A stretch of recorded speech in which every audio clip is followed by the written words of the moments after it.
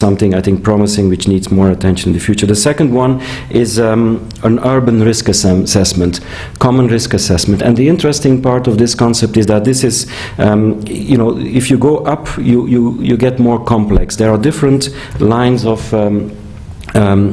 of assessment, including incidents of hazards, geospatial data, institutional mapping, and more community-based work. But we feel that depending on the capacity, on the budget, on the work with cities, you can have a baseline, you can do a kind of a minimum effort, or you can get into more details. And we are working on this. This is being peer-reviewed now, and we think it could provide a platform for upscaling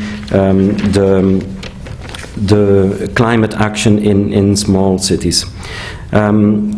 Before ending, just a few kind of more generalized policy guidelines. Stressing the diversity, yes, we need a broad framework, but we need diversity at a local level. Try to get into action as soon as possible, not focusing overly on data which will never be certain.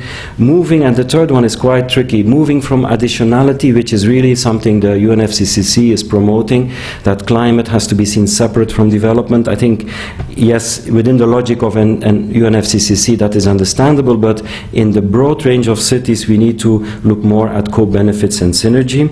And very importantly, and this is a general concern for planning and governance, move beyond the immediate, also look at in the long term, which is probably one of the more difficult challenges, because this is essentially a long-term challenge. The last one is probably the more difficult if you start at the local level. How do you make sure that there is coherence between provincial, local, national, community, and international action? And there's a lot of lessons there as well. And you know, I would like to end with this, you know, a bit of focus on planners, because planners are called upon to really change their behavior, their attitude in the face of climate change. Need to work more with uncertainty, with informality. And a couple of weeks ago I was at a meeting in Durham, where a planning congress, where we were talking about planning need to really acquire new skills.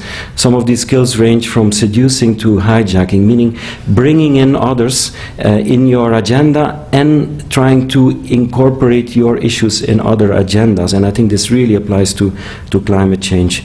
There's not much time, but I think also the call for, in a crisis situation, to have the courage to remain creative, imaginative, and activist is really what planners need to do if they want to be taken seriously.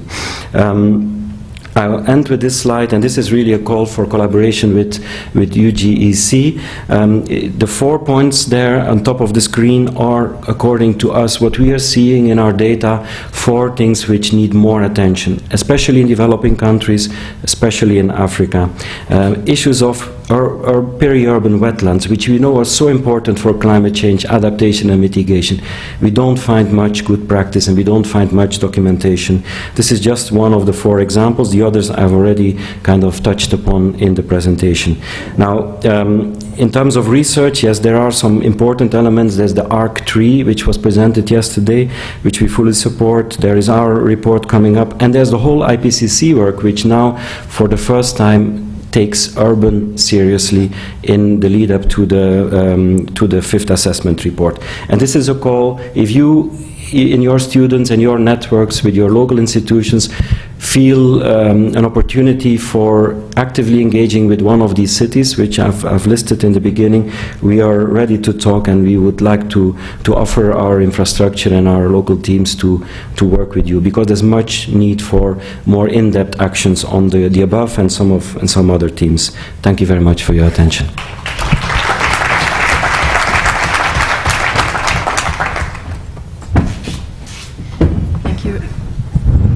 Thank you, Raf. Our next speaker is Shuaib Lwasa, and he is a faculty member in the Department of Geography at Makerere University.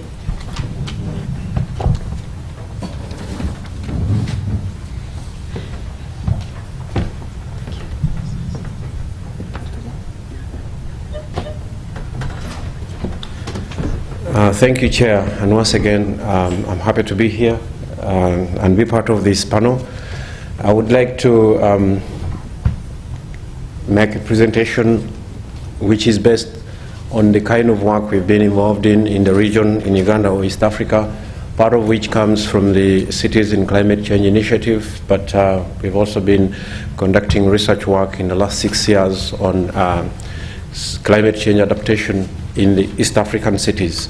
And in my presentation, I'm going to focus on institutions. I think it's clear from the last presentation on the last slide that issues to do with institutional changes, institutional innovation are very critical. We know a lot about the technical aspects of climate change in terms of assessment, in terms of developing adaptation plans, in terms of mitigation plans or local climate change plans. But there's still many issues, or very serious issues, that are impeding the transition to sustainability in the global south, and particularly sub-Saharan Africa, which have a lot to do with institutions. And I wanted to share my experiences in the last period of work with different actors in the urban field. And I'll be talking about, I'll be framing my presentation around institutions, kind of detailing or explaining what I think we need to focus on when we are dealing with institutions, and where institutions have to move in terms of sustainability, by providing some pointers, but also some specific examples in East Africa where some of the municipalities or governments are doing some few things that are pointing towards the transition to sustainability. I want to start off by coming back to this definition of institutions, and a lot of literature actually looks or focuses at institutions as organizations, and there's a tendency to present them as agencies, but what is not deeply discussed in the literature are the rules of engagement, which basically determine the power, the authority, and how different institutions relate between each other and amongst and within that particular institution to influence the processes of decision making. So the issue here is that institutional analysis, understanding institution, goes beyond the organization. It goes beyond the organograms, organizational structure. So like in the case of cities, if you have a mayor and the council and then the town clerk and the councillors and different department heads and officers, that is just not enough. The relations, even within one municipality, need to be understood in terms of how they influence the process for decision making. And in the urban field, the decision making spheres are varied, but very much interlinked, as I'll show later with some examples. And when we place it in the context of sustainable development in Africa, you have a mix of some actions, initiatives, but also we have experiences where cities and municipalities have actually not acted towards sustainability in the context of urban development. And that really impacts very negatively on the people. It impacts negatively on the systems, which are already in a grim situation. Now, in terms of mechanics of the institutions and how decisions are made, we operate within what I call a constrained system of a hierarchy of institutions, and they are operating in various spaces within the hierarchy and pretty much framed by legal instruments. So we have legal instruments like the Town and Country Planning Acts, Public Health Acts in Sub-Saharan Africa, which have been debated and discussed and analyzed or evaluated. And the conclusion around that is that many of these legal instruments actually were adopted from the previous colonial masters. But the structuring of relations within institutions is pretty much shaped by these legal instruments, and that is characterized with what I would call upstream, downstream, in the sense that you have the top, which is the municipal leaders and the managers as the upstream end, and then the downstream end, which usually is expected to adhere or receive is the base in terms of communities, in terms of people, in terms of the so many different actors that operate within the urban field. And that is the top-down approach, but we also see an increasing evidence of a move towards bottom-up, what I call bottom-up, not bottom-up, which would kind of communicate a unidirectional relation, but bottom-up meaning there's some of the ideas that are coming from the bottom, and those are merging with ideas that are coming from the bottom, or rather from the top. So the bottom is also emerging, and that could possibly be one area in which future research needs to be focused in looking at how that potential around that could be harnessed to innovate and change institutions in order to move to sustainability. I just want to kind of represent grammatically those relations from the micro scale through meso to macro scale, and the categorization of neighborhood, municipality, city or urban corridors would differ from one region to another. In the case of Africa, we are seeing some cities that are developing and merging, especially creating corridors like in East Africa, West African coast, North Africa, and those actually do require some kind of regional approach to dealing with sustainability issues in the area. And in terms of relations, what we receive or what we see coming through from our research from the bottom is basically noise as a response to the constraints, because people who are the best within the urban field really look at these legal instruments, legal structures and requirements as constraining. And when we talk of informality here, a lot of discussion and debate has been going on informality, and one of the critical kind of conclusion that is emerging is that informality actually is bred by formality, and that is coming from the way the bottom is relating with the top. And there are many actors with various spheres within which decisions are made, but also that what helps these different actors to relate. I picked this picture from the UJEC Viewpoint recent publication, and I just wanted to show you the multitude of actors superimposed on a city. You can think of this as a city anywhere. You have possibly a city council, 5 municipal councils or municipalities, ministries, you have energy companies in there, you have public transport operators, water supply, civil society organization, but you also have 1 million, 2 or 3 or 4 dwellers, and all of those actors actually do make millions of decisions more or less on a daily basis, and those decisions shape the cities that we are talking about, or the cities that we live in. But that is the kind of map that I would draw from our experiences and research in terms of going to the actors other than looking at only the agencies and how these actors relate within the urban sphere. And again, drawing from that multiple actor image, I want to represent the community who, in my opinion, are the best at the best in sub-Saharan Africa, who I place in the middle of this oval shape, and then you have different actors around them within that urban field. So the structures that I talk about as legal instruments have shaped relation in a way that communities are receivers, they are supposed to adhere, they are supposed to be served.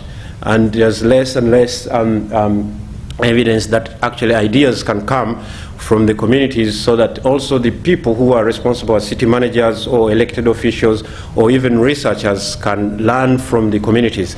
And I challenge back home the researchers in terms of how we relate, and academics we relate with the different players within the urban field, and the disconnect between the other players within the urban field and the academics or researchers is so clear that there is less and less fusion or transfer of information and knowledge, which comes out very, very innovative researches that are conducted. And then at the boundary, using this diagram, we have international organizations, which could be NGOs, which could be bilateral donors, it could be anything, as long as it's international. And then you also have private sector, who at some point do not consider themselves to be major players within the urban field, but yet they are actually very powerful in influencing and shaping the process of urban development, some of which may actually not be moving towards sustainability. I think we had the case yesterday from Dakar where the transport corridor is being constructed without consideration of local conditions, and that actually exacerbating flooding. And that happens in several other cities in Africa. And in terms of the character of rules of engagement, we have formal and informal, and this is again an area which has been researched very much in Africa, and this has also come up in the previous presentation. But one of the things that and one of the critical findings about that is that we also have informality within the formal and formality within the informal. And there are many cases that we can draw on, from Nairobi to Kampala to Dar es Salaam to Kinshasa and Zimbabwe. And one other thing that I want to highlight, which I dare put up here, which is the third point, is that the relations within informality I describe in three terms. One which is official, that is formal, so it's legally provided for, and it is pursuing procedural rationality. But we also have an official, which is of course illegal. But what is emerging is the very powerful official, unofficial. I call it official, unofficial because this is very much shaped by the informal networks between the different actors within formal institutions as well as communities and other spheres. That is living and kind of sustained by the flow of information that is selective. So it matters who I talk to about issues to do with land, or issues to do with what tenders that are coming up, or which company would be selected to provide public transport within the city. Whether that company takes into consideration issues of sustainability or climate change or greenhouse gas emissions or not, it matters a lot, and that is what is really shaping the cities. And the consequence of that is the slow response in terms of policy towards moving to sustainable urban development. And again, I describe it this way. If a crisis strikes in many of our cities, that is followed by some kind of assessment that may be pseudo. A policy or solution is crafted, and that could lead to a management action fix, or a report could be stored and then it's forgotten, the next crisis occurs. So the reoccurrence of the challenges that we see in our cities in Africa and Global South are pretty much brought about by the slow response or non-response of the institution and the structures that I'm really questioning here. And I want to pose a question as to whether, and this has also come through the different presentation and discussion, whether we really are certain that legal structures and instruments provide the space within which right things are done. From my experience, a lot of bad things are actually done as long as they are provided for by law.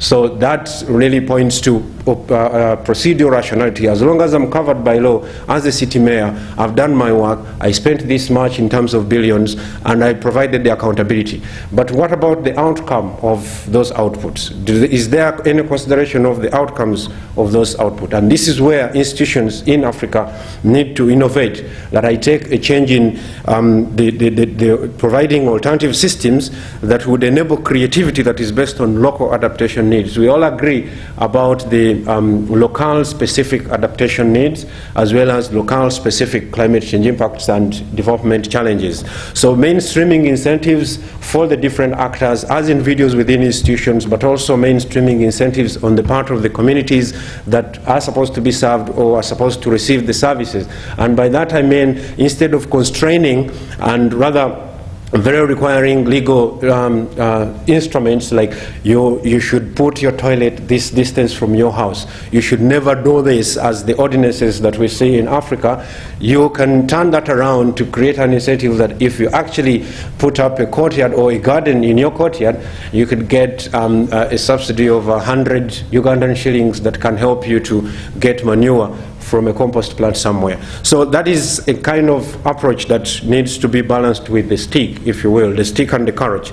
And then the other important thing that cities and institutions will have to do is to identify leverage points. Maybe this is where the role of research is very critical and important, because this requires kind of systems analysis to identify those points where minimal effort can be actually deployed, but greater impact and multiplier effects occur within the system. So those leverage points could be, for example, moving from projects to programs.